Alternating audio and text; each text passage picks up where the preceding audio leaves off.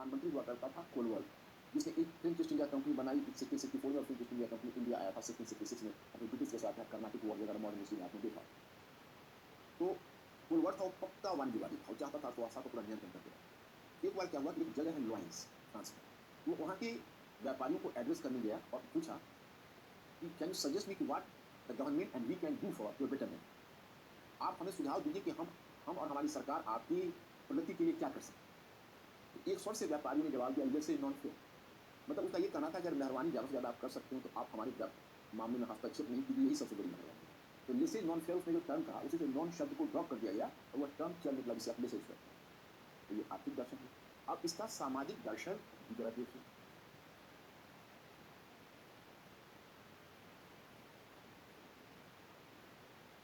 इसका सामाजिक दर्शन है मानव अधिकार और व्यक्ति स्वतंत्रता। व्यक्ति स्वतंत्रता, देखो ये भी गौर करने वाली बात है कि समुदाय की स्वतंत्रता की बात नहीं करता, व्यक्ति की स्वतंत्रता की बात करता है। व्यक्तिवाद यानी विचारधारा के रूप में व्यक्तिवाद को प्रोत्साहन देता, व्यक्ति के महत्व को बताता। तो आप इस बात की अहमियत समझोगे तब जब आप समाजवाद पढ़ोगे कि समाजवाद वो समुदाय के कल्याण के और सबके विकास की बात करता है। लेकिन जो पूंजीवाद है या मध्यवर्ग, यहीं से पूंजीवाद में निकला, तो यह किसको प्रोत्साहन देता है? तो व्यक्तिवाद को प्रोत्साहन देता है। यह व्यक्ति के अधिकारों की बात करेगा, समुदाय के अधिकारों की। तो मेरे विचार में आपको बात समझ में आ गई होगी। ये तीनों इसके दर्शन हैं, चिंतकों को तो आपने देखा। अब इसमें मैं यह बताना चाहूंगा, थोड़ा सा मैं इसकी सीमाओं पर चर्चा करूं।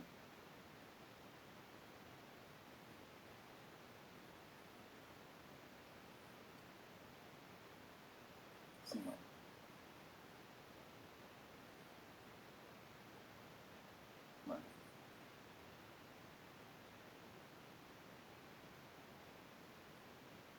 संवैधानिक राजतंत्र की मांग,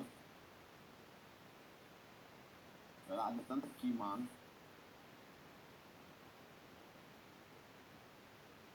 प्रजातंत्र की मांग नहीं, प्रजातंत्र की मांग नहीं। यानी निम्न वर्ग को सत्ता से दूर रखना, निम्न वर्ग को सत्ता से दूर रखना। अब उन्होंने क्या चाहा है कि निम्न वर्ग को सत्ता से दूर रखे, मतलब democracy should be for the people but not by the people. By the people होगा तो खतरनाक होगा। दूसरा, महिलाओं के अधिकार को नजरअंदाज करना, अधिकारों को नजरअंदाज करना, अर्थात पैट्रियार्की की ओर झुकाव, पैट्रियार्की की ओर झुकाव। तो हिंदी में उसको पितृसत्तावाद है। पितृसत्तावाद से आशय होता है पुरुष तत्वों की प्रधानता। अगर आप पुरुष तत्वों की प्रधानता की बात करोगे तो इसको पैट्रियार्की की ओर झुकाव। ये भी समझ में आ गया होगा। देखो अब आपको आश्चर्य होगा कि अमेरिकी क्रांति में मध्य वर्ग को मताधिकार मिलेगा, उसके बाद महिलाओं को मताधिकार। फ्रांस की क्रांति, मध्य वर्ग को मताधिकार मिलेगा, महिलाओं को मताधिकार। महिलाओं को मताधिकार मिलना शुरू हुआ 2 वर्ल्ड वॉर्स के बीच के बाद, gradually they escaping the franchise, they were widely enfranchise. आप समझ सकते हो कि ब्रिटेन में 1688 में गौरवपूर्ण क्रांति हुई, ब्रिटेन में 1688 में गौरवपूर्ण क्रांति होगी। और आपको जानकर आश्चर्य होगा कि ब्रिटेन में महिलाओं को मताधिकार 1920, फ्रांस की क्रांति 1789 में हुई और फ्रांस में महिलाओं को मताधिकार 1944 में मिला। आप मैंने can you imagine that just 6 years back from India. 1950 में तो हमारे यहाँ भी महिलाओं को मताधिकार मिला। तो हमारे यहाँ तो डेमोक्रेसी आई और उसके साथ सार्वभौमिक मताधिकार आया। पश्चिम में तो धीरे धीरे बढ़ी ना। तो उस क्रम में आप देखते हो कि महिलाओं को अधिकारों से वंचित रखा गया। और तीसरा तुम देखते हो उपनिवेश के लोगों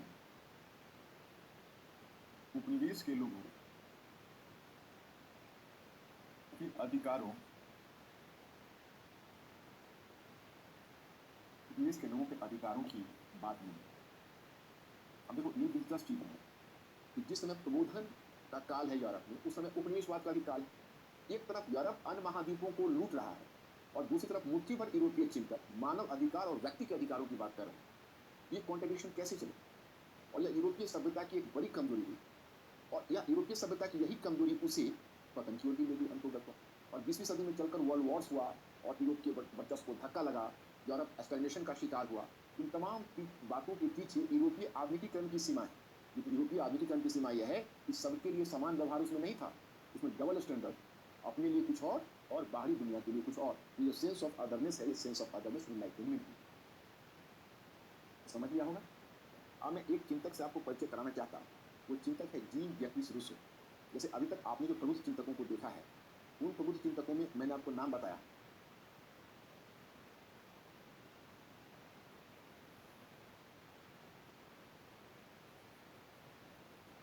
प्रबुद्ध चिंतक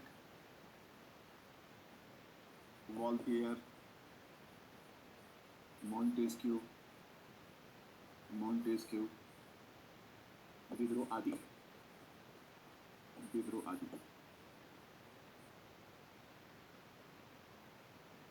प्रबोधन के युग से जुड़े होने के बावजूद पृथक दृष्टिकोण,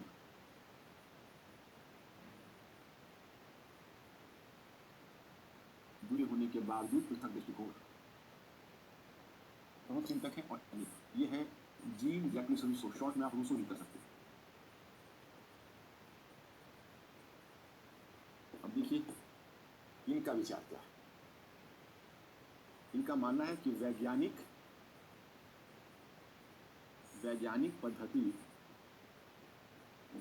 पद्धति एवं तर्कवाद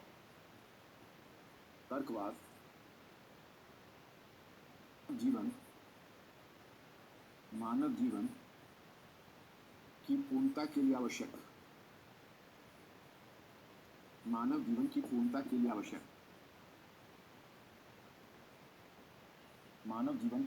लिए आवश्यक वैज्ञानिक पद्धतियों का मानव जीवन की पूर्णता के लिए आवश्यक। अब ये रूसो क्या बोलता है, चाहे मार्क्सी को समझ आ जाए। रूसो बोलता है कि वैज्ञानिक पद्धति एवं तर्कवाद हमारे जीवन में स्वाभाविकता को नष्ट करती है।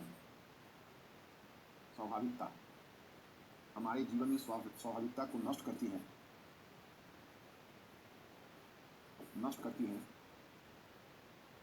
बदले में यह भावावेश का मतलब होता है इमोशंस, बदले में इमोशंस पर बल देता। मुझे और कुछ पॉइंट बना लेने देखिए, मैं समझा देता हूँ। और तो सभ्यता एवं नागरिक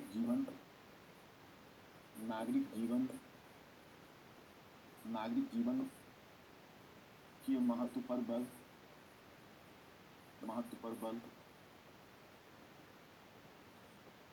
इस सभ्यता से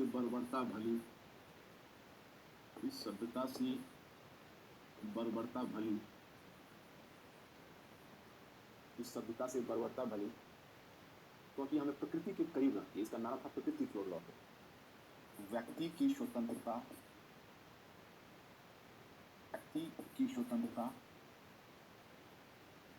पर बल,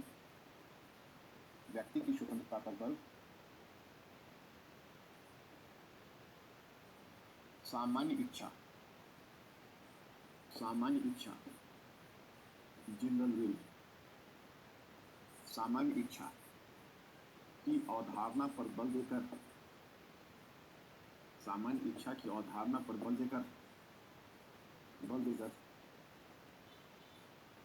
समुदाय को महत्व देना,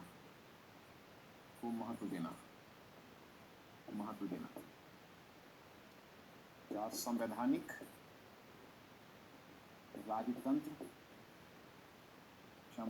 राजतंत्र का जन्मदाता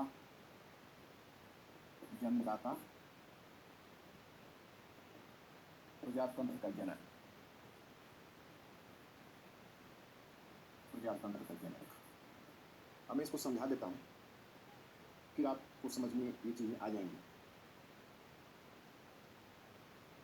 तो वॉल्टेयर, मोंटेस्क्यू, डिडरो आदि को रखा है। प्रबोधन के युग से जुड़े होने के बावजूद भी पृथक दृष्टिकोण जीव जैसे रूसो को रखा। अब देखिए, ये जो प्रबुद्ध चिंतक, हालांकि प्रबोधन के युग में पैदा हुआ, परंतु उनसे अलग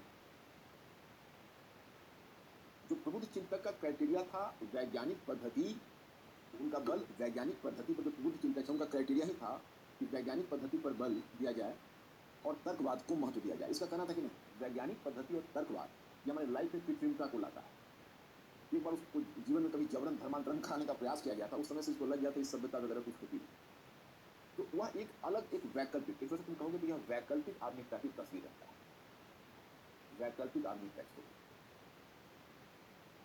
यानी अल्टरनेटिव मॉडर्निटी। अब देखो, मॉडर्निटी में कोई पूछे कि भाई क्या है, तो कहूँगी कि पश्चिम में जो मॉडर्निटी का मॉडल खड़ा किया है वह है तर्कवाद और मानववाद, उसी से वैज्ञानिक पद्धति भी निकलती है। तो यही आधुनिकता का आधार। इसकी आधुनिकता अलग है, वो लेकिन नहीं, हम प्रकृति के आगोश में थे, बहुत अच्छे थे, सुखी थे, जैसे भी थे हम स्वाभाविक थे, हम अपने प्रकृति के साथ थे, हमारी जो एक स्वाभाविकता थी मानव होने के नाते वो हमारे में थी। लेकिन हमें सभ्यता के नाम पर, वैज्ञानिकता के नाम पर, तर्कवाद के नाम पर हमें ढेर सारी कृत्रिमता लाद दी गई है, हमें नहीं चाहिए। इसलिए इसका कहना है कि वैज्ञानिक पद्धति और तर्कवाद हमारे जीवन में स्वाभाविकता को नष्ट करती है। ये बल देते हैं तर्क पर, तो रूसो बल देता है भावावेश पर, इमोशंस पर। तर्क का स्थान मस्तिष्क है, इमोशंस का स्थान हृदय है। मुझे लगता है इमोशंस कम से कम आपको समझाना नहीं पड़ेगा, इतना आप समझेंगे कि जो तर्क और इमोशंस है उसका फर्क क्या है। इमोशंस है वो दिल से सोचता है। तो रूसो कहता है कि भाई दिन भर दिमाग से ही क्यों सोचूं, वैज्ञानिकता क्या, अरे जो दिल कहता है उसका भी सुनो। तो रूसो का, इसलिए इसको हम लोग इंग्लिश लिटरेचर में पढ़ते थे पीरियड, उसका नाम था रोमांटिक एज। रोमांटिक एज इसको जन्म दाता पहले कोलरिज और विलियम ब्लेक, और कोलरिज को माना जाता था, विलियम ब्लेक से शुरू होता है और वर्ड्सवर्थ, कोलरिज, फिर John Keats, Shelley and Byron. तो ये पूरा रोमांटिक मूवमेंट था। ये रोमांटिक मूवमेंट का जनक ही स्वच्छंदतावाद का जनक रूसो है। तर्कवाद इधर है तो रूसो में क्या है, स्वच्छंदतावाद, इसको स्वच्छंदतावाद कहते हैं। तो आप बने बनाए मानदंड से परे हटकर विद्रोह करते हो, उसे अलग, तो उसको स्वच्छंदतावाद कहा है। इसने सभ्यता और नागरिक जीवन के पर महत्व दिया प्रबुद्ध चिंतकों ने। रूसो ने इस सभ्यता से बर्बरता भली, उसने कर दिया था नोबल सैवेज। नोबल सैवेज का मतलब हुआ कि हम स्वाभाविक रहें, भले ही दुनिया की नजरों में हम असभ्य और बर्बर ही क्यों न रहे। जैसे आप कई मूवीज देखते हो, उसमें देखते हो कोई इंसान है तो जंगल में जानवरों के बीच रह जाता है और फिर जानवर की तरह सारी हरकतें करता है, जानवरों के बीच रहता है, लेकिन है वो बहुत सच्चा इंसान। वही जब शहर में आता है तो शहर के साथ उसका एडजस्टमेंट नहीं होता है लोगों के साथ, कुछ उसी में कुछ पारखी लोग हैं जो उसकी सच्चरित्रता और उसकी सत्यवादिता को पहचानते हैं। तो वो वही उसने उसको नेचुरल, उसने कहा कि भाई प्रकृति की ओर लौटो, तो फादर ऑफ रोमांटिसिज्म है। और आगे देखोगे व्यक्ति की स्वतंत्रता पर इसने बल दिया है। तो व्यक्ति की स्वतंत्रता पर प्रभुत्व चिंतक बल देते हैं। तो इसने सामान्य इच्छा, इसने कहा, मैं बताऊंगा कि ये फादर ऑफ डेमोक्रेसी इसलिए मानता है क्योंकि ये मानता है कि संप्रभुता हम सभी लोगों में निवास करती है और हम सभी लोग मिलकर सरकार करते हैं। इसने जनरल विल का जो कॉन्सेप्ट दिया, general will is the sovereign will, तो यही पर प्रजातंत्र का छिपा हुआ। इसने कहा कि देखिए हम सभी के अंदर दो प्रकार की इच्छाएं होती है। इतना मैं नहीं आपको उलझाना चाहता कि आपको उतना डीप में जाने की जरूरत नहीं है। हम दो प्रकार की इच्छाएं हम सब में होती है, एक उत्कृष्ट कल्याणकारी इच्छा, दूसरा नित्य स्वार्थी इच्छा। तो हम सबकी जो उत्कृष्ट कल्याणकारी इच्छा है उसी का महत्तम समापवर्तक होता है सामान्य इच्छा। मतलब हम पूरे समुदाय की इच्छा सामान्य इच्छा होती है और उसी में सॉवरेन पावर, संप्रभुता शक्ति निहित होती है, जो शक्ति जनता है। इसलिए इसको फादर ऑफ डेमोक्रेसी कहा। तो अपने युग में 18वीं सदी का काल मार्क्स था, अपने युग से बहुत आगे सोचना।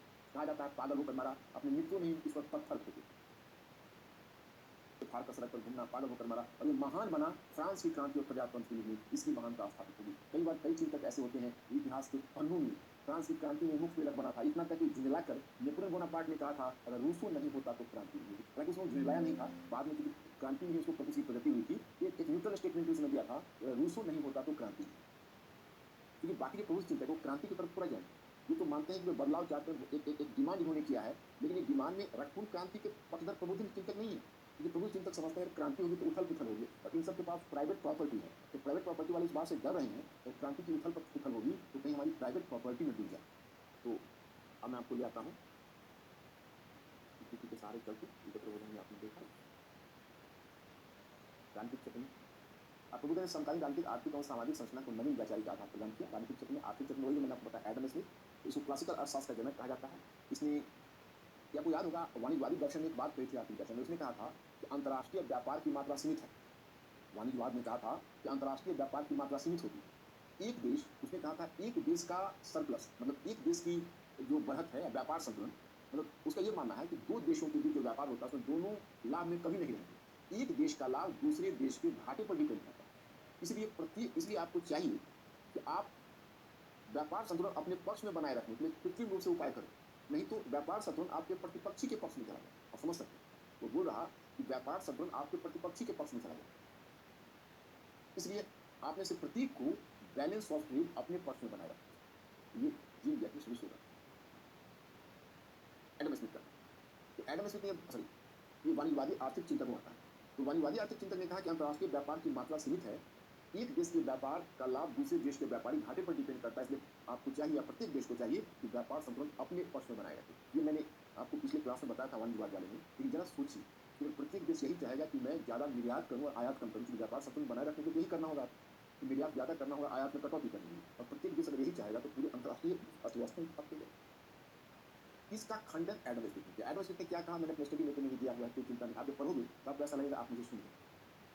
उसमें हमने मुद्दा उठाया कि एडम स्मिथ ने यह कहा कि देखिए, अंतर्राष्ट्रीय व्यापार में कुछ देशों का लाभ कुछ अन्य देशों के घाटे पर अगर डिपेंड करेगा, तो जो देश घाटे में रहेंगे वो उससे बाहर होंगे अंतर्राष्ट्रीय व्यापार से। तो इसलिए अंतर्राष्ट्रीय व्यापार तभी चल सकता है जब सभी को लाभ मिले। तो उसका कहना था कि अंतर्राष्ट्रीय व्यापार में सभी को लाभ मिलता है, बशर्ते आप मुक्त अर्थव्यवस्था के लिए मुक्त अर्थव्यवस्था को खुला छोड़ दो, खुद अर्थव्यवस्था एडजस्ट करके सभी को लाभ प्रदान कर देगी। तो कैसे? उसने देखो सूत्र दिया, उसने कहा कि देखिए, अब ये क्या सूत्र दिया, मेरे सूत्र को गौर से देखो। उसने कहा ये एक कंट्री और एक कंट्री का स्पेशलाइजेशन एक्स के उत्पादन में, एक्स के प्रोडक्शन, और यह बी कंट्री, इसका स्पेशलाइजेशन वाई के प्रोडक्शन, माना कि अब ये चूंकि इसका स्पेशलाइजेशन इसमें अगर यह एक यूनिट लेबर और कैपिटल लगाता है, इसको एक एक्स मिलता है, एक एक्स। और यह अगर यह चाहता है कि मैं वाई का ही प्रोडक्शन करूं, तो इसको 10 यूनिट लेबर और कैपिटल लगाना होगा, 10 यूनिट, तब यह जाकर कहीं 1 यूनिट वाई का प्रोडक्शन करता है। और यह बी का स्पेशलाइजेशन वाई में है, तो अगर ये 1 यूनिट लेबर और कैपिटल लगाता है तो 1 वाई मिलता है। अब अगर बी चाहता है कि मैं एक्स का ही प्रोडक्शन करूँ, तो इसको 10 यूनिट लेबर एंड कैपिटल लगाना होगा, तब इसको कहीं जाकर 1 एक्स मिलेगा। तो एडम स्मिथ ने कहा ये तुम बुद्धिमानी कर रहे हो और बेवकूफ़ी कर रहे हो। मतलब यहाँ पर 11 यूनिट लेबर कैपिटल तुम्हें लगाया, क्या मिला? 1 एक्स 1 वाई। अब अगर तुम ऐसा करो कि तुम अगर वाई के प्रोडक्शन की महत्वाकांक्षा ही छोड़ो और total 11 unit labour and capital x के प्रोडक्शन में लगा दो, तुमको कितना मिलेगा? 11 एक्स। और अगर यही काम करे, यह भी एक्स के प्रोडक्शन की महत्वाकांक्षा छोड़कर टोटल या वाई में लगा दे, तो इसको 11 यूनिट लेबर कैपिटल में 11 वाई मिलेगा। अब आप ही बताओ, अब आपको 1 यूनिट अगर एक्स चाहिए, इसको अगर 1 यूनिट वाई चाहिए, तो इससे आयात कर लो, इसको 1 यूनिट एक्स चाहिए तो इससे आयात कर लो, तो देखो सबको फायदा है। ये अगर 1 वाई आयात भी करता है तो 1 एक्स के बाद तो कुल मिलाकर कहता है, तो कुल मिलाकर इसको तो फायदा इसको भी हो रहा है, इसको भी हो रहा है, दुनिया को भी फायदा हो रहा है, वेल्थ ऑफ नेशन, दुनिया में समृद्धि आ जाएगी। क्योंकि जहाँ पर दुनिया को 2 एक्स और 2 वाई मिल रहा था यूनिट, अब उसको 11 एक्स और 11 वाई मिले। मुझे लगता है कि आपको समझ गए। तो ये उसका कहना है। ये क्लासिकल अर्थशास्त्र का जनक हुआ। अब प्रबोधन की सीमाएं मैंने यहाँ पर बता दी है, क्योंकि इसकी अद्वितीय प्रकृति के वाली इसकी सीमाएं भी थी। पहला ये एक सशक्त पुरुषवादी पृथ्वी सत्तात्मक अभिजात वर्गीय वाली रूप लिया हुआ था, ये था। दूसरा ये कि मध्यवर्ती हितों के संरक्षक प्रभु चिंतकों ने इस बात पर जोर दिया सरकार जनता के लिए होनी चाहिए, जनता के द्वारा नहीं। और अंत प्रबोधन से उपजी आधुनिकता पर संरक्षण पर प्रश्न उठाए गए हैं। वर्तमान समय उत्तर आधुनिकतावाद में आधुनिकता को एक प्रश्न का एक नवीन प्रारूप प्रस्तुत करने का प्रयास है। बात कुछ चुनौती जीन गति रूसों ने प्रबोधन के तर्कवाद पर प्रश्न उठाया तथा तर्क की जगह भावावेश इमोशंस पर बल दिया। उत्तर आधुनिकतावाद न तो कोई एकल सत्य है और न ही सत्य के लिए कोई एकल मान। अब देखो सीमाएं आपने यहाँ देखी। अब मैं यहाँ पर 2 बातें आपको बताना चाहता कि प्रबोधन को चुनौती मिली 2 विचारों से। एक तो प्रबोधन को समकालीन चुनौती मिली किससे? तो जीन गति रूसों से, मैंने आपको बताई है, उसने भावावेश पर बल दिया। और दूसरी चुनौती प्रबोधन को मिली है उत्तर आधुनिकतावाद से। दोनों की मैं चर्चा करूँ। अब एक टर्म हमने यहाँ पर देखा, उत्तर आधुनिकतावाद। रूसों ने जो चुनौती थी आपको पता ही है। उत्तर आधुनिकतावाद एक्चुअली हुआ ऐसा कि प्रबोधन ने दावा किया था कि तर्कवाद और वैज्ञानिक पद्धति का सहारा लेकर मानव सभ्यता को पूर्णता मिलेगी। लेकिन आपको देखने को मिलेगा कि पिछले 2-3 शताब्दियों में जो विश्व का विकास हुआ, उसमें पूर्णता मिलने के बजाय विश्व एक अजीब दिशा में चला गया, जिसमें आप देखते हो ह्यूमन एक्सप्लॉयटेशन, मानव का शोषण, युद्ध, हिंसा, वर्ल्ड वॉर जैसी घटनाएं, फिर आगे पर्यावरण संकट। तो इस तरह की जो इस तरह की विकास हुआ, उसने प्रबोधन के संबंध में लोगों के विचार को हिला कर रख दिया।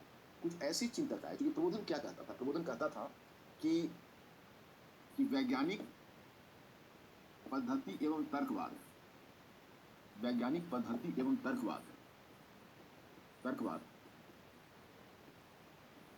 सत्य तक पहुंचने का साधन।